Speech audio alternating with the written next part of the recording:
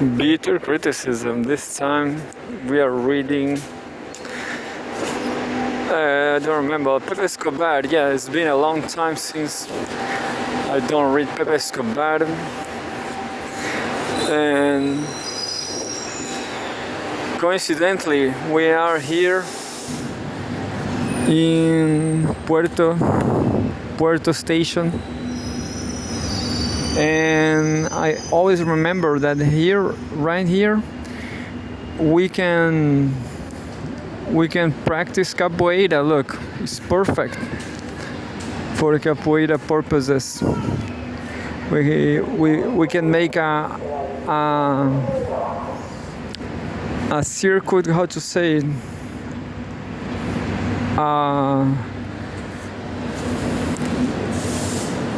I don't remember. A circle, capoeira circle. And because the ground, as you could see, is soft and smooth. Look, it's smooth.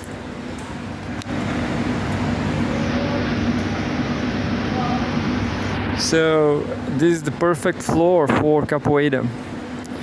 And on these months, summertime, the weather is perfect to practice capoeira as well because of the, I don't know why, I guess capoeira is something natural to practice. Not today. Today is not so hot, but definitely there's days in this epoch, summertime, you feel the calling for capoeira because of the heat.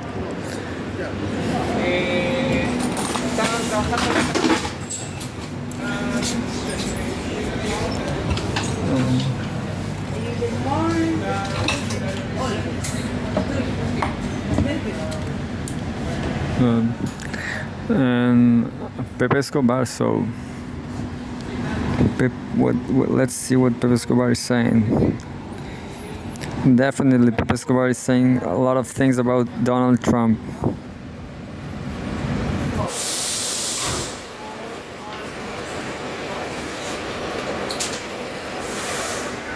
$166 updates.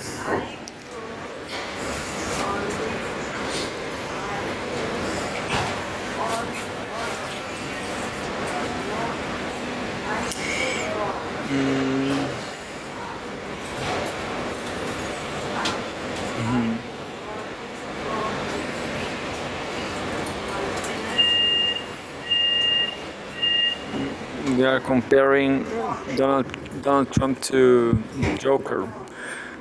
That's true, but I will stick with some opinion from I don't remember now, some guy on social media, maybe Instagram.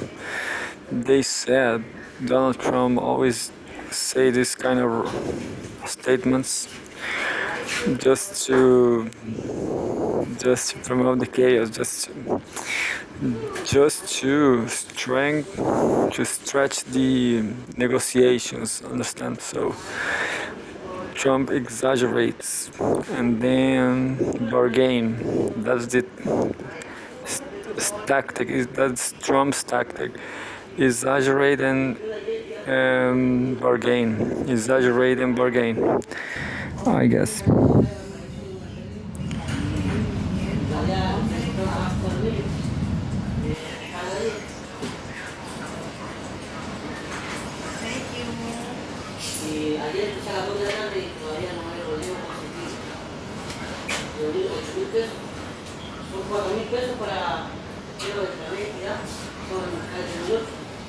So this guy in the photograph is a Prince Al Walid, and Tucker Carlson interviews him. This news is from today, February 6, 2025. It says Saudi Arabia, the philosophy, the views, the future. Tucker Carlson interviews the richest man in Saudi Arabia, Prince Al Walid. Update from Pepe shortly after posting to understand where Saudi Arabia is going. Listen to the prince, not to official Riyadh. This is especially true for understanding where Saudi Arabia is not going with the BRICS. It is almost certain that Tucker's objective with this interview is not what we can learn from it. His objectives are clear if you follow his questions. We seldom find clarity in statements from Saudi Arabia. Here is clarity. It explains the changes that we are seeing over the past number of years. The prince outlines the differences in thinking of the monarchies in the regions versus the so-called democracies. He explains why the monarchies have no respect for Iran, for example, Syria, Hezbollah, or Hamas. He says that these countries and groups, he calls them democracies, are not stable, but does not mention that they have been destabilized. Besides the interesting investment portfolio, it becomes clear why the monarchies like Donald Trump. Why the monarchies they like Donald Trump. Once the general principles are explained, it is understandable why Saudi Arabia is playing hot and cold with BRICS. From other sources, Saudi Arabia wants to be the undisputed regional leader, which puts them at odds with Israel. And what about OAE, the Arab Emirates? I don't remember. United Arab Emirates, UAE. Why? What about UAE? Is that the center? UAE is part of BRICS right now, I guess.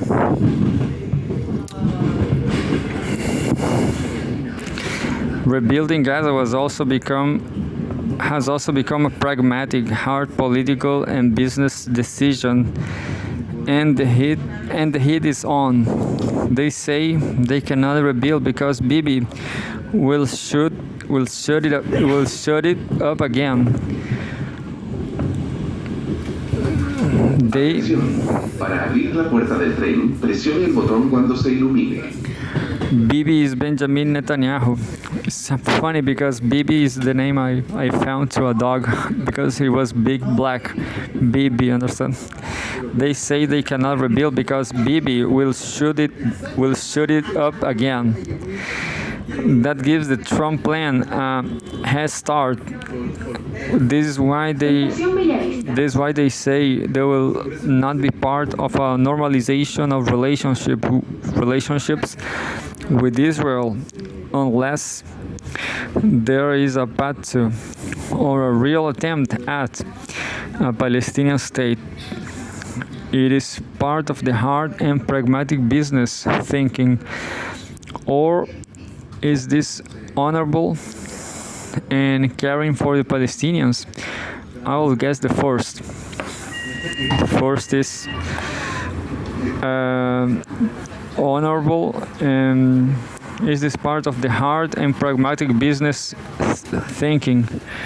Yeah, there's not an intuitive way to embed the video, so watch it here. First, Prince Al-Waleed thoughts on Donald Trump. Second, Saudi Arabia's relationship with Israel and Iran. Third, negotiating with Trump. Fourth, Rupert Murdoch, corporate media's left-wing bias, and investing in X. Fifth, Western Europe is very sick.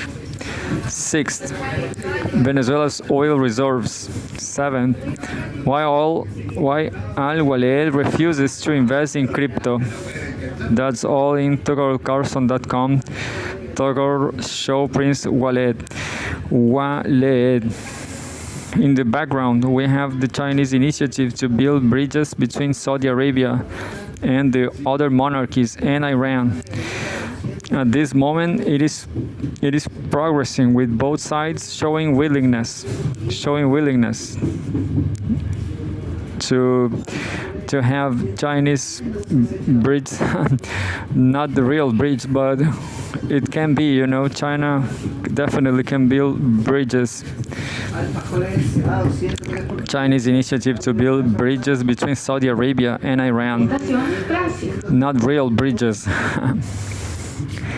For anyone who wants to study the area more seriously, the Valdai Club has just had its Middle East conference.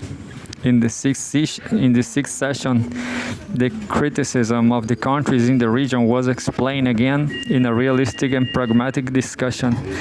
And you have the VK, maybe Valdai Club now. This is a VK post from the Russian Facebook. VK. This specific discussion is described as follows. Amid the turbulence in the region, formulating long-term development strategies seems almost impossible. The Gulf Cooperation Council countries are showing intellectual courage by formulating long-range development plans, including those of scientific, technological, and social nature. Are these plans feasible in the context of general uncertainty? Can they become a driving force for the entire region? These and other questions will be discussed on February 5th by the participants of the sixth session of the 14th Middle East Conference of the Valdai Discussion Club, in collaboration with the Institute of Oriental Studies of the Russian Seguridad y la de todos los pasajeros, no te sientes en el suelo. of Oriental Studies of the Russian Academy of Sciences. The second speaker states it clearly.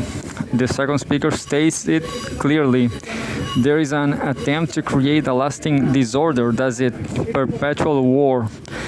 I will suggest hearing the second speaker at least a time marker 9 minutes. The full conference is here. Many regional speakers were involved. And there's a link, valdaiclub.com, events, announcements, the 14th Middle East Conference of the Valdai Discussion Club and the Institute of Oriental Studies. It is clear that this whole region is morphing and changing. Ideas, philosophies, and methods are being discussed and defined. There is a new interest in developing, but not as US lackeys. This will have world-changing effects, and we must take cognizance of how and why this is happening. That was the article. No pretendo llevarme a nadie. No. Más bien, hoy he venido a quejarme. ¿Tienes paralelos? Sí, porque ser la muerte no es tan fácil como la gente piensa. Así que permítanme revelar los misterios detrás de este manto oscuro que muy pocos se han atrevido a mirar. Primero que todo me quiero presentar. Pues yo soy la inevitable, la que cierra el telón de cada existencia, con un toque de elegancia sutil. Ahora, que hablen y me traten a mí como la muerte, yo creo que su título... And this is another article from Pepe Escobar's Telegram. Atención, para abrir la puerta del tren, presione el botón cuando se ilumine. That says globalsouth.com, globalsouth.co. China, it's time to lead. February 6, 2025. Interview with DeepSeek founder. We are done following. Quote, for technologists, being followed is rewarding. Open source is cultural, not just commercial. Giving back is an honor, and it attracts talent. Quote founder Liang Wenfeng. Editor's note: Silicon Valley is reeling. A seismic shift in AI dominance is underway, and all eyes are on China. In January 2025, DeepSeek Air won an open source inference model for Chinese AI firm DeepSeek sent shockwaves through the tech world by matching OpenAI's top-tier performance at 1/30 the IPI cost, all while embracing full openness.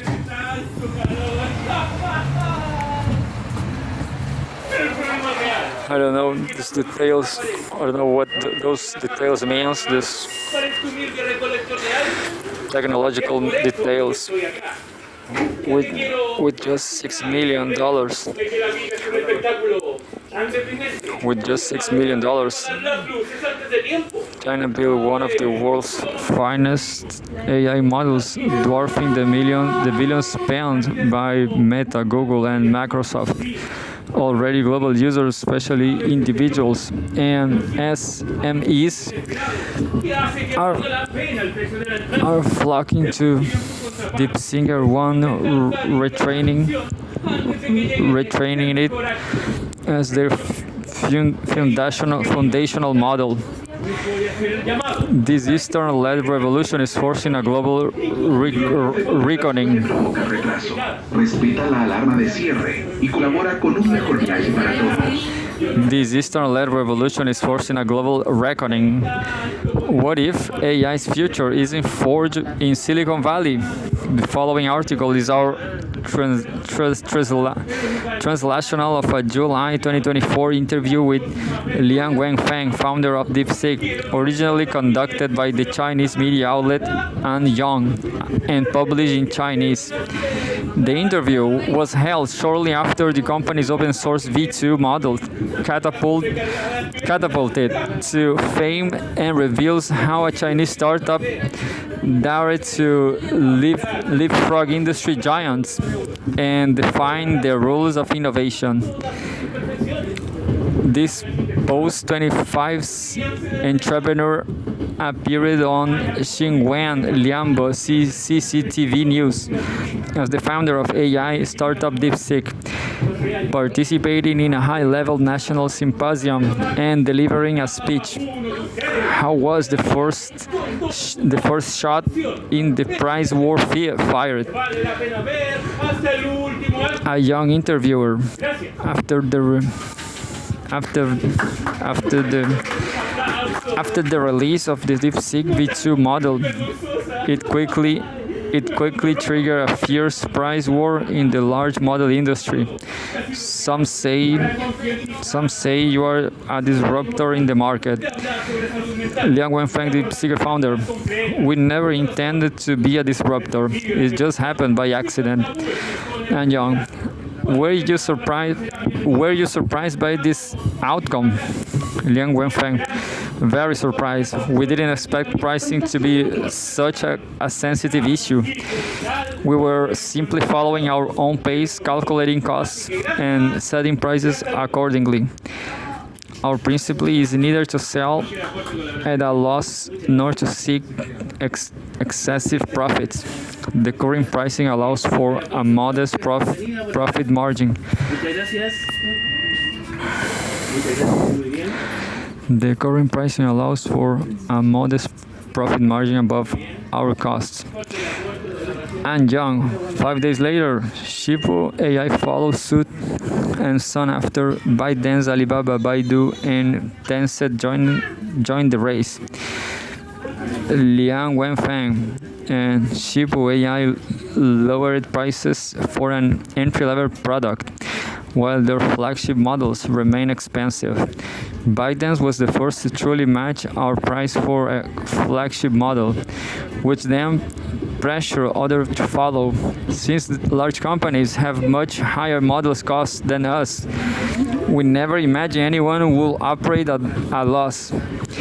It ended up mirroring the internet era's subsidy-driven logic. And Young, from an outsider's perspective, price cuts seem like a tactic to grab users, typically of internet era competition. Liang Wenfeng, grabbing users wasn't our primary goal. We reduced prices because first, while exploring next generation model structures, our costs decreased. Second, we believe that both AI and API services should be affordable and accessible to everyone. And young, before this, most Chinese companies simply copied the Llama model structure to develop applications. Why did you choose to focus on model structures instead? Liang Wenfeng, if the goal is to develop applications, adopting Llama's structure to quickly launch a product is a reasonable choice. However, our goal is AGI, artificial general intelligence, which requires us to explore new model structures to achieve superior capabilities. Just one second.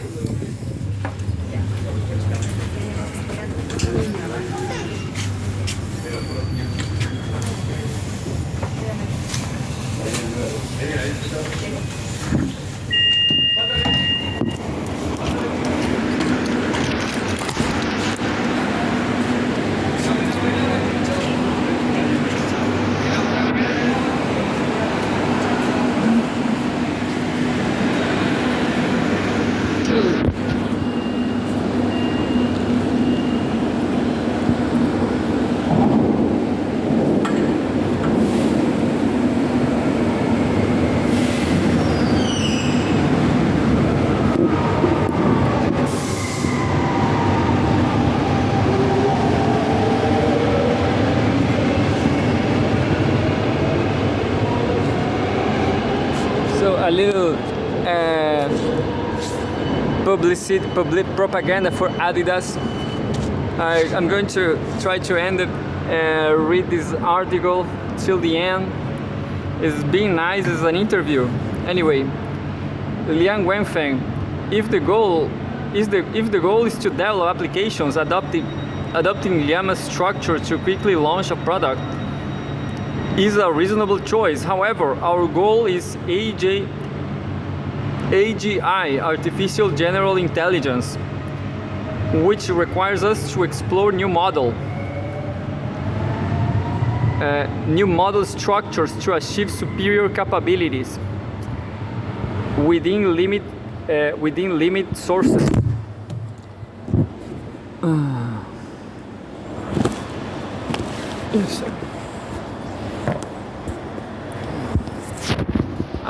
The cell phone is in the wrong way.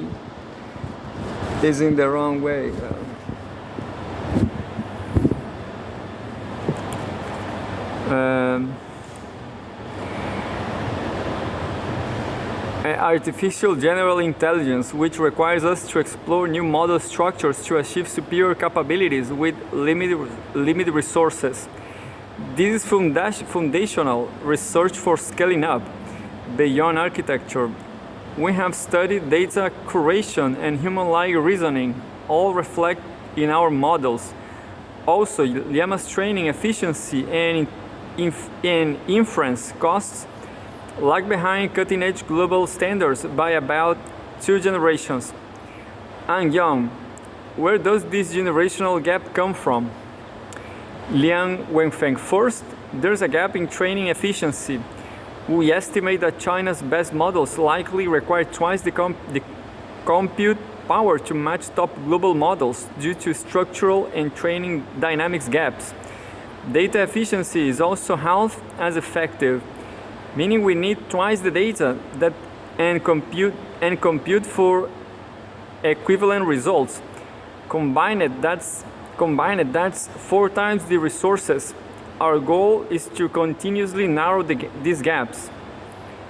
And young, most Chinese firms pursue both models and applications. Why is DeepSeek focusing solely on research? Liang Wenfeng, because we believe the most important thing right now is to participate global innovation. For years, Chinese companies have been accustomed to leveraging technological innovation developed elsewhere and monetizing them through applications. But this isn't sustainable. This time our goal isn't isn't quick profits, but advancing the technological frontier to drive ecosystem growth. And John, the prevailing belief from the internet and mobile internet areas is that the US leads in innovation while China excels at applications. Liang Wenfeng, we believe that with economic development, China must gradually transition from being a beneficiary to a contributor rather than continuing to ride on the cocktails of others. Over the past 30 years of the AT revolution, we barely participated in core tech innovation. We have grown accustomed to Moore's law, quote unquote, falling from the sky, waiting 18 months for better hardware and software. Scaling law is treated similarly. However, these advancements are the result of generations of relentless effort by Western-led technology communities. Because we haven't been actively involved in this process, we've come to overlook its significance. The real gap lies in originality, not just time. And Young, why did DeepSeek V2 surprise many in Silicon Valley? Liang Wenfeng, among the daily innovations in the US, this is quite ordinary. Their surprise stems from seeing a Chinese company join their game as an innovator, not just a follower, which is what most Chinese firms are accustomed to. And Young, but is China's context prioritizing pure innovation seems almost a luxury. Developing large models is capital intensive. Not every company can afford to focus solely on research without commercializing first. Liang Wenfeng, innovation is undoubtedly costly, and our past tendency to adopt existing technologies was tied to China's earlier developmental stage. But today, China's economic scale and the profits of giants like ByteDance and Tencent are globally significant. What we lack isn't capital, but confidence and the ability to organize high-caliber talent for effective innovation. And Young, why do Chinese companies, even well-founded giants, often prioritize rapid commercialization? Liang Wenfeng, for 3 decades, we have emphasized profit over innovation. Innovation isn't purely business-driven. It requires curiosity and creative ambition. We are shackled by old habits, but this is a phase. And Young, but DeepSeek is a business, not a non-profit research lab. If you innovate and open source your breakthroughs, like the MLA architecture innovation releasing in May, won't competitors quickly copy them? Where's your moat? Liang Wenfeng, it's in disruptive tech, closed source modes are fleeting. OpenAI's closed source model can prevent others from catching up. Therefore, our real moat lies in our team's growth,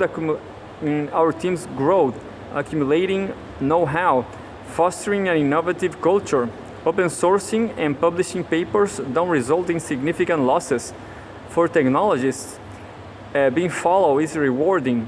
Open source is cultural, not just commercial. Giving back is an honor, and it attracts talent. I guess I'm going to leave this. I only have more 3 minutes, and then the memory card stopped the video. So I guess I don't have time. Yeah, I don't have time. This is absolutely large.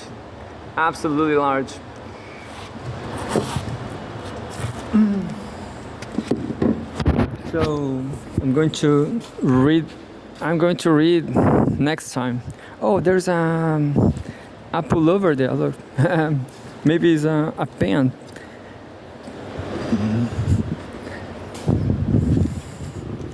That's the subway. the subway.